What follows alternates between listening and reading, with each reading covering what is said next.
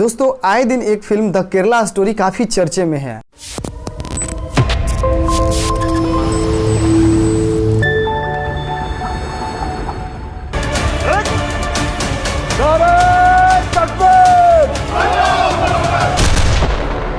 मैं अकेली नहीं हूँ इस खेल में। मेरे जैसे हजारों लड़कियां हैं जो अपने घर से भागकर इस रेगिस्तान में दफन हो चुकी है। और बहुत ज़्यादा इस पर कंट्रोवर्सी भी हो रही है। तो आप पूछेंगे क्यों? तो आप सोचेंगे कि हो सकता है कि फिल्म बहुत क्रिएटिव हो या इसको बड़े बजट पर बड़े स्टार कास्ट के साथ बनाया गया हो जिसमें बड़े डायरेक्टर भी शामिल हो, लेकिन बिल्कुल ऐसा नहीं है दोस्तों। ना तो फिल्म ज़्यादा क्रिएटिव है और ना ही इसमें कोई बड़े स्टार कास्ट है और ना ही इसको बड़े डायरेक्टर ने बनाया है और ना ही यह बड़े बजट पर बनी हुई है। फिर भी यह फिल्म इतने चर्चे में क्यों है? क्यों इसने कमाई के मामले में भी 100 करोड़ पार कर चुकी है? चलिए इन सभी चीज़ों को हम समझते हैं। तो दोस्तों इसका 3 मेन रीज़न है। Reason first, controversial concept. Reason second, the big lie dialogues. And reason third, promoted by our PM. यानी कि इस फिल्म को हमारे खुद प्रधानमंत्री ने प्रमोट किया है। आतंकी साजिश पर बनी फिल्म केरला स्टोरी, और जिस पिक्चर को हमारे देश के प्रधानमंत्री प्रमोट कर देंगे उस पिक्चर को तो चलना ही चलना है। तो दोस्तों चलिए इन तीनों रीजन को हम एक एक करके समझते हैं। इसका जो फर्स्ट रीजन है कंट्रोवर्शियल कॉन्सेप्ट, इसमें हम समझते हैं दोस्तों यह film radicalisation and forced conversion into Islam पर आधारित है। यानी कि इस फिल्म में यह दिखाया गया है कि केरला के इनोसेंट्स वुमेन और गर्ल्स को फोर्सली इस्लाम में कन्वर्ट किया जा रहा है और उनका ब्रेन वाश करके लव जिहाद के नाम पर उनको आईएसआईएस में ज्वाइन कराकर उन्हें सीरिया और अफगानिस्तान भेजा जा रहा है। सेकेंड रीजन जो है द बिग लाई डायलॉग्स। दोस्तों इस पिक्चर में एक ऐसे बड़े झूठ का इस्तेमाल किया गया है, जो इन सारी कंट्रोवर्सी का जड़ है। क्योंकि इस फिल्म के डायरेक्टर सुदीप्त सेन के अनुसार इस फिल्म में यह दिखाया गया है कि केरला के लगभग 32,000 इनोसेंट्स गर्ल्स को फोर्सली इस्लाम में कन्वर्ट करके उन्हें लव और जिहाद के नाम पर उनका ब्रेन वाश्ड करके आईएसआईएस ज्वाइन कराया गया है, जिनकी लाशें आज के दिन सीरिया और येमेन के रेगिस्तानों में दफन है। मेरा नाम शालिनी उन्नीकृष्णन था, अब मैं फातिमा बा हूँ, एक आईसिस टेररिस्ट। और मैं अकेली नहीं हूँ। मेरे जैसे 32,000 गर्ल्स कन्वर्ट होके सीरिया और यमन के रेगिस्तान में दफन हो चुकी है। जो कोई भी इसे सुनेगा उसके पैरों तले जमीन खिसक जाएगी और उसका खून खौल उठेगा। बट 32,000 इनोसेंट गर्ल और वुमेन एक स्टेज से यूं ही अचानक गायब हो जाती है और सरकार को इसकी भनक तक भी नहीं लगती है और ना ही वहाँ की सीक्रेट एजेंसियाँ इसको पता कर पाती है, बल्कि एक छोटे मोटे डायरेक्टर जो फिल्म बनाते हैं वो इस बात को पता कर लेते हैं और वो अपने फिल्म में बना देते हैं। क्यों आज तक इन 32,000 औरतों का कोई मिसिंग रिपोर्ट भी दर्ज नहीं कराया गया? इनका परिवार में, फैमिली मेंबर में कोई ना कोई तो जरूर होगा। तो दोस्तों चलिए जानते ही ये पूरा माजरा क्या है और इस बात में कितनी सच्चाई है, या यह एक सिर्फ पॉलिटिकल प्रोपेगेंडा है जो लोकसभा सीट का जो चुनाव होने वाला है 2024 में उसको लेकर। तो चलिए इन सभी सच्चाई को जानते हैं। कुछ लोग चाहते हैं टेररिज्म में कोई धर्म नहीं हो, को भी ड्रग करना। द केरला स्टोरी की पूरी स्टोरी सुनो। लोगों को भड़काने के लिए मूवी आई है। मुझे लगता है ऐसी मूवी को बैन कर देना चाहिए। ये कहा जा रहा है कि एजेंडे के तहत ये फिल्म आई है। मेरे जैसे 32,000 गर्ल्स कन्वर्ट होके सीरिया और यमन के रेगिस्तान में दफन हो चुकी है। केरला स्टोरी। मैं अकेली नहीं हूँ इस खेल में। मेरे जैसे हजारों लड़कियां हैं जो अपने घर से भागकर इस रेगिस्तान में दफन हो चुकी है। दोस्तों इस फिल्म के डायरेक्टर सुदीप सेन से जब यह पूछा गया कि किस रियल घटना पर आपकी यह मूवी आधारित है, तो उन्होंने डायरेक्टली इशारा कर दिया केरला के former chief minister Oommen Chandy की तरफ, जिन्होंने 2010 में एक इंटरव्यू में यह स्टेटमेंट दिया था कि किस प्रकार से केरला के लगभग 2500 औरतों को इस्लाम में फोर्सली कन्वर्ट कर दिया गया है और उन्हें आईएसआईएस ज्वाइन भी करा दिया गया है। और जब आप गूगल करते हैं इस स्टेटमेंट को लेकर तो आपको यह इंडिया टुडे पर यह रिपोर्ट मिल जाता है। फिर आपको यह लगता है कि यह तो बिल्कुल सच है, लेकिन दोस्तों वहाँ पर साफ साफ बड़े अक्षरों में लिखा गया है कि यह एक केवल स्टेटमेंट था जो ओमेन चांडी के द्वारा दिया गया था, क्योंकि इस बात की पुष्टि आज तक भी नहीं हो पाई है। फिर उन्होंने केरला के एक और former chief minister VS Achyutanand की तरफ इशारा किया और बताया क्योंकि उन्होंने भी 20 फरवरी 2013 में एक ऐसा ही स्टेटमेंट दिया था। उन्होंने कहा था कि अगले 20 सालों में, यानी कि आने वाले 20 सालों में जो केरला है वह एक इस्लामिक स्टेट बन जाएगा। और जब आप इस स्टेटमेंट को भी यूट्यूब पर सर्च करते हैं तो दोस्तों यह भी स्टेटमेंट आपको मिल जाता है, और तब आपको लगता है कि अरे भाई ये भी खबर सही है। लेकिन क्या ये ऐसा सही में होने वाला है? चलिए इस बात को हम अच्छी तरह से समझते हैं।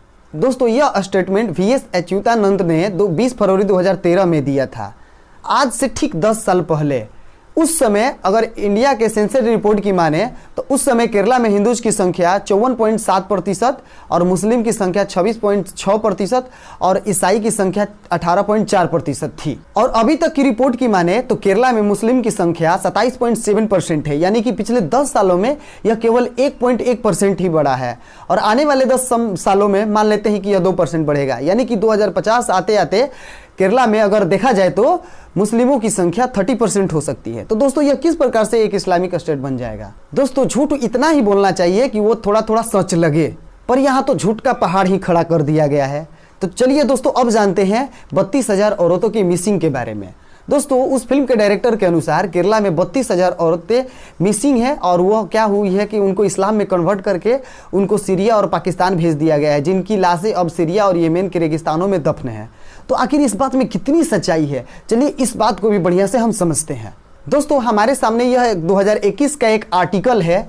तो ये कहानी है 4 मुस्लिम औरतों की। तो दोस्तों यह कहानी है 4 औरतों की जो अपने हस्बैंड के साथ अफगानिस्तान जाती है ISKP ज्वाइन करने के लिए, और उन चारों केरला की रहने वाली होती है, और उन चारों के जो हस्बैंड होते हैं वो 2016 से 18 के बीच में मारे जाते हैं अलग अलग हमलों में। दोस्तों इन चारों लड़कियों का जो नाम है वो है नामिसा अलीसा फातिमा ईसा, सोनिया सेबास्टियन अलीसा, रेफिला एंड मरियम जैकब अलीसा, ठीक है ना। जिसमें से एक औरत जो रेफिला थी वो ऑलरेडी पहले से ही मुस्लिम थी, और जो 2 औरतें थी सोनिया सेबास्टियन आयशा एंड मरियम जैकब आयशा, ये क्रिश्चियन टू इस्लाम में कन्वर्ट हुई थी।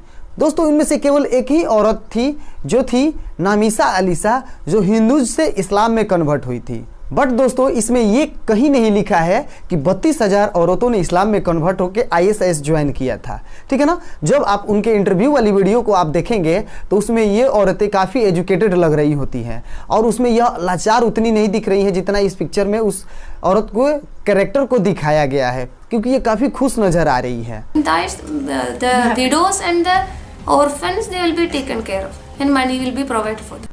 यदि आप इंडिया टुडे पर एक रिपोर्ट देखेंगे तो आपको यह पता चल जाएगा। और ज़्यादातर जो IS में रिक्रूट होते हैं वो महाराष्ट्र, कर्नाटका और तेलंगाना से होते हैं। दोस्तों इसमें आपको केरला का नाम कहीं नहीं मिलेगा।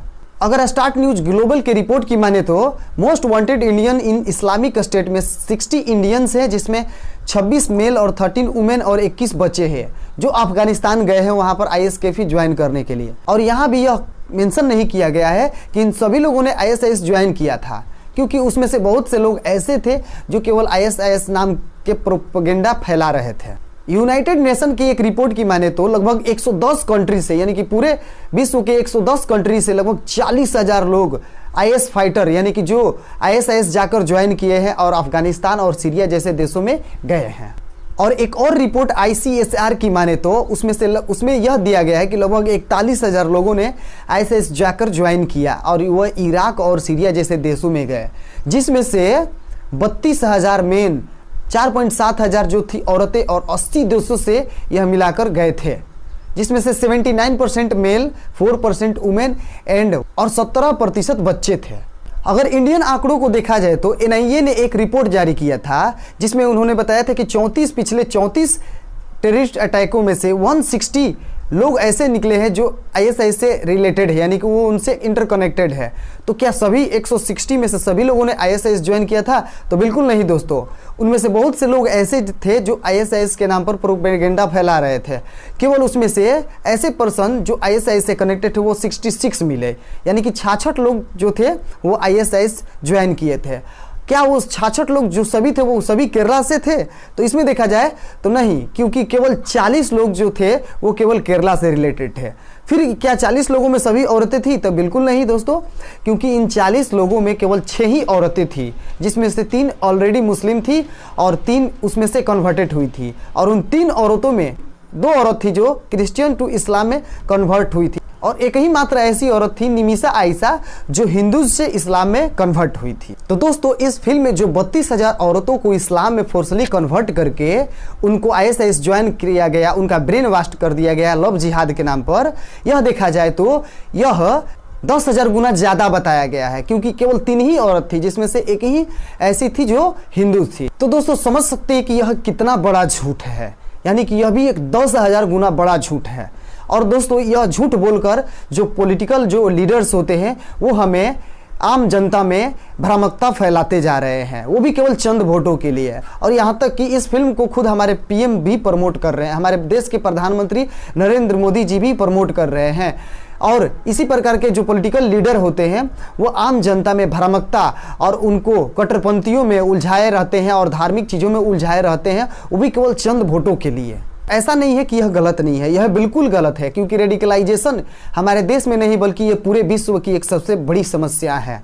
लेकिन दोस्तों अगर सच दिखाया जाता तो कुछ और ही बेहतर होता, क्योंकि अगर हमारे देश में ISIS के रिक्रूटमेंट को देखा जाए तो यह रेट बहुत ही लो है अन्य देशों की अपेक्षा, क्योंकि यहाँ पर सभी प्रकार के धर्म के लोग मिलकर एक साथ रहते हैं, उनमें भाईचारा होता है। और यहाँ का जो रिलीजियस कन्वर्जन रेट भी है वो भी बैलेंस्ड है, क्योंकि एक ऑफिशियल रिपोर्ट की माने तो पिछले कुछ सालों में 0.7% लोगों ने हिंदू से अन्य रिलीजन में कन्वर्ट हुए हैं, और वहीं पर देखा जाए तो 0.8% जो लोग हैं वो कोई और धर्म से हिंदू में कन्वर्ट हुए हैं।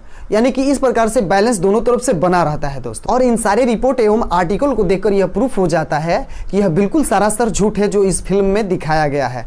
यह बस केवल एक पॉलिटिकल प्रोपेगेंडा है जिसके द्वारा लोगों में धार्मिक रूप से भ्रामकता फैलाया जा रहा है, उन्हें कट्टरपंथी बनाया जा रहा है और धर्म के नाम पर उन्हें आपस में ही उलझाया जा रहा है, ताकि हम और आप इस धर्म के मामले को लेकर इन सभी चीज़ों में उलझे रहें और ये जो पॉलिटिकल लीडर है वो अपने पावर के लिए हमें इस चीज़ों में उलझाए रहें। क्योंकि केरला जो है इंडिया के टॉप स्टेट में काउंट किया जाता है। यहाँ के एजुकेशन रिपोर्ट की माने तो यहाँ शिक्षा बहुत ही बेहतरीन है। पिछले कुछ सालों से ही केरला टॉप पोजीशन पर आता रहा है और यहाँ का एजुकेशन जो रेट है वो 99% रहता है। और हेल्थ केयर सेक्टर में भी केरला टॉप स्थान पर है और यहाँ तक कि ह्यूमन डेवलपमेंट इंडेक्स में भी केरला हमेशा इंडिया में टॉप स्थान पर रहा है। और ऐसा नहीं है कि यहाँ के लोग अनएजुकेटेड है, उनको आसानी से बेवकूफ़ बनाया जा सकता है और उनका ब्रेन वॉश करके उनको कोई और चीज़ें कराया जा सकता है। और 2018 में NIA ने एक रिपोर्ट जारी किया था जिसमें उन्होंने स्पष्ट रूप से यह बताया था कि अभी तक उनके पास ऐसा कोई केस नहीं आया है जिसमें यह बताया गया हो कि कोई भी व्यक्ति को फोर्सली इस्लाम में कन्वर्ट किया गया हो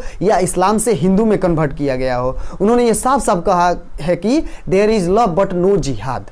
और 2016 के इंडिया टुडे की रिपोर्ट की माने तो करीबन 10 सालों के अंदर 7.5 लाख मुस्लिम्स एंड क्रिश्चियन रिकन्वर्टेड हुए हैं। दोस्तों यह कन्वर्जन जो है वो हमेशा चलता रहेगा और यह एक बैलेंस के रूप में होता है, थोड़ा बहुत उतार चढ़ाव होते रहता है। तो हमें इस प्रकार के पॉलिटिकल प्रोपेगेंडा में नहीं पड़ना है, आपस में नहीं उलझना है और इन भ्रामक चीज़ों को अपने आप से दूर रखना है।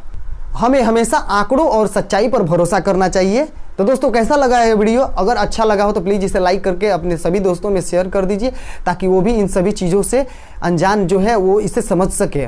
और अगर आप चैनल पर पहली बार आए हैं तो प्लीज़ चैनल को सब्सक्राइब कर लीजिए, क्योंकि हम इस चैनल पर ऐसे ही नॉलेजेबल, इन्फॉर्मेटिव और पावरफुल वीडियो लाते रहते हैं जो हमेशा आपके लिए काम की होती है। तो इसी के साथ मिलते हैं अगले वीडियो में, तब तक के लिए जय हिंद, जय भारत।